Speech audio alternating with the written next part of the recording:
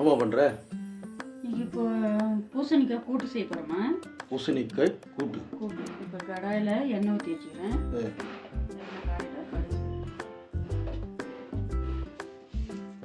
எண்ணெய் காஞ்சிச்சுமா, கடுகு சீரகம் போடுறேன். கடுகு சீரகம்.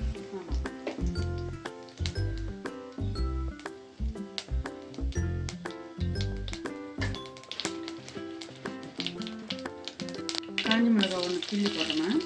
காஞ்ச மிளகா. கருவேப்பிலை போடுறேன். பயத்தம்பருப்பு ஒரு 2 ஸ்பூன் போடுறேன்.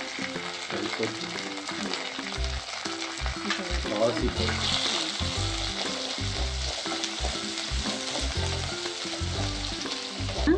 இப்போ தக்காளி கட் பண்ணி போடுறேன். கல்லுப்பு கொஞ்சம் தக்காளி, கல்லுப்பு, மஞ்சள் தூள்.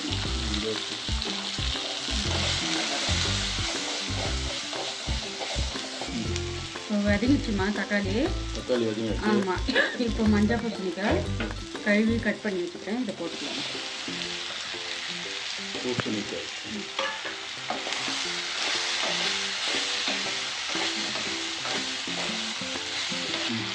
தண்ணி ஒரு 1/2 கிளாஸ் ஊற்றிக்கலாமா?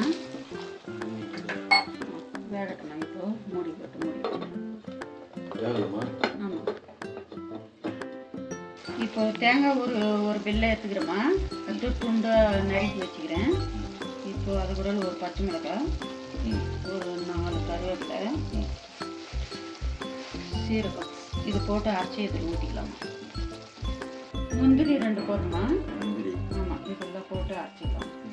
தேங்காய் அரைச்சாச்சுமா, இதில் ஊற்றி கலரிக்கலாம். வந்துட்டியா? ஆமாம்.